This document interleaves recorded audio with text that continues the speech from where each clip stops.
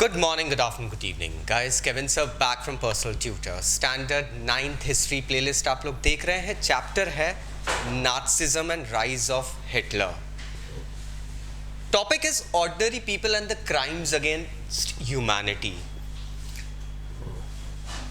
Nazism एक ऐसी ideology थी जिसे हिटलर ने जर्मनी के कॉमन फोक मतलब जो लोग होते हैं उनके जहन में बहुत डेप्थ तक घुसा दी थी. People were literally thinking about Jews in many other ways.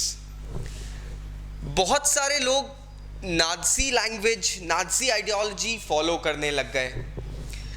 एक हेट्रेड भर गई थी सबके अंदर. Everybody started to surge up the hatred against the Jews या anyone who looked like a Jew. Keep one thing in mind. Hatred against Jews is a different topic, but hatred against someone who is just looking like a Jew, वो और एक अलग चीज है. इन्होंने Jews के घरों को मार्क करा. सस्पिशियस जो नेबर्स थे उनको रिपोर्ट करना शुरू करा कि अरे बाप रे ये तो जीव के समान दिखता है. So that was the thing going on. कुछ लोगों को तो सच में पूरा भरोसा था कि Nazism is going to bring prosperity and you know like freedom and well beingness among the German people. एक फीलिंग डेवलप हो गई थी. लेकिन not all German were Nazi. बहुत सारे जर्मन्स ठीक है नाज़िज्म के अगेंस्ट में कुछ एक्टिविटीज करते भी थे. They did not believe in what Nazism exactly portrayed about Jews. They went ahead and they had you know like they suffered under police repressions, even death penalties. उन लोगों ने ये सब सहा था.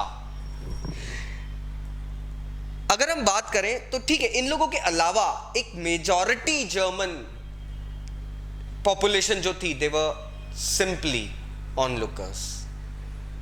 खड़े होकर तमाशा देखते थे दोस्तों. वो प्रोबेबली खुद की जान का एक डर था और नाज़ी एट्रोसिटीज से कोई लेना देना नहीं. इसलिए शायद अपना मुंह बंद करके you know with sealed lips बैठे रहते थे, कुछ नहीं कर पाते थे. पास्टर निमोयलर एक रेजिस्टेंस फाइटर थे. इन्होंने जो ऑर्डिनरी जर्मन लोग थे ना उनके अंदर प्रोटेस्ट का एब्सेंस देखा, एक साइलेंस देखा, एक अजीब सी चुप्पी. अनकैनी साइलेंस मीन्स एक अजीब सी चुप्पी देखी. प्रोबेबली ये इसलिए था क्योंकि नाज़ी एम्पायर के जो ऑर्गेनाइज क्राइम्स थे अगेंस्ट ह्यूमैनिटी वो इतने ज़्यादा हार्श थे कि लोग कुछ बोलने से डरते थे. Now let's see.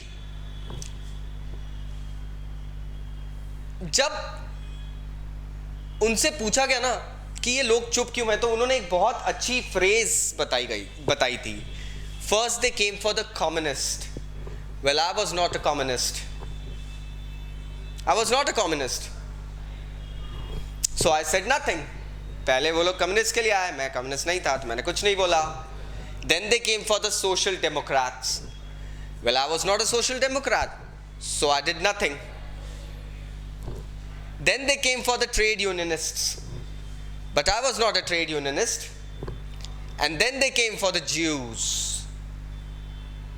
but I was not a Jew, so I did little. Then when they came for me, there was no one left who could stand up for me. बहुत अच्छी बात लिखी दोस्तों. एक एक करके जर्मनी में communities को ख़त्म किया जा रहा है. हम चुप बैठे हैं. एक ऐसा भी दिन आएगा जिस दिन वो हमें लेने आ जाएंगे. उस दिन हमारे साथ कौन खड़ा रहेगा क्योंकि हम किसी के साथ खड़े नहीं हुए थे. बहुत ब्यूटीफुल पोर्ट्रेयल है ये दोस्तों. He actually went ahead and said this thing. Now, ये जो नाज़ी विक्टिम्स का जो डिस्कंसर्न था ना ये नाजी विक्टिम्स के लिए, जो डिस्कंसर्न था, क्या ये डर के कारण था? लॉरेंस रीस, इन्होंने अलग अलग लोगों के बैकग्राउंड, अलग अलग बैकग्राउंड के लोगों को क्वेश्चन करा, इंटरव्यू करा और एक रिसर्च डॉक्यूमेंट्री बनाई थी दोस्तों। उसका नाम था the Nazis a warning from history.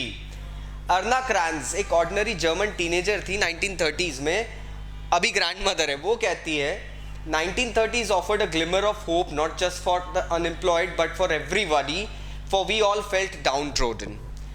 हम 1930s में ना एक आशा की किरण आई थी जर्मन लोगों के अंदर कि भैया इतना डिप्रेशन हुआ है, जॉब्स नहीं, अनएम्प्लॉयमेंट है, कुछ तो मिलेगा अब। That is the thing. From my own experience, I could say salaries increased and Germany seemed to have regained its sense of purpose. I could only say for myself, I thought it was good time. I liked it. अब ये देखिए आप, लोगों को कहीं ना कहीं वहाँ पे जर्मन्स को सैलरी इंक्रीज मिल रही थी, तो ऐसा नहीं है कि लोग डर के मारे चुप थे। कुछ लोग खुश भी थे कि जर्मन के हालात ऊपर उठ रहे हैं। नाउ ज्यूज जो जर्मनी के लिए फील करते थे, नाजी जर्मनी के लिए दोस्तों, that was a totally different, all together different story.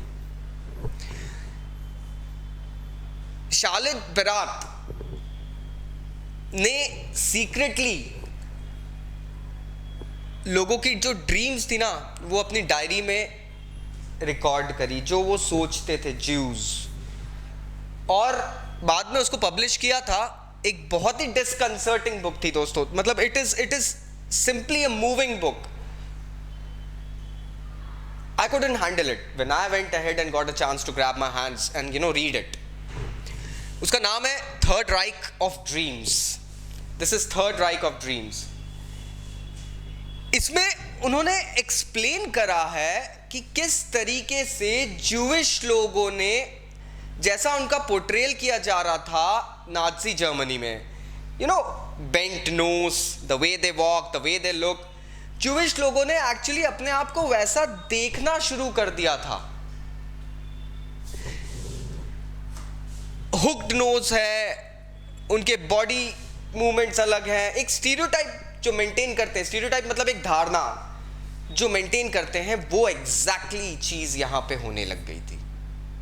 वो धारणा यहां पर ज्यूइश खुद फील करने लग गए थे that we are actually going ahead and getting up, we are becoming, we are having the same image as it is portrayed in the posters, the propagandas, various other things that Nazi media tech has been developing for us. उनको अपनी image वही दिखने लग गई थी, उनके दिमाग पे वो इमेज बना दी गई थी पूरे टाइम के लिए। सपनों में भी उनको चैन नहीं आता था। ज्यूइश लोग गैस चेंबर में मरने से पहले हजारों मौतें मर चुके होते थे दोस्तों। They had suffered many deaths before they reached the final solution वाला जगह, that is the death chamber. I hope now you got the topic, the crux. Still अगर कोई डाउट्स है तो नीचे कमेंट बॉक्स में कमेंट जरूर करना। This is Kevin sir signing off for the day. Thank you very much. Take care. Bye bye.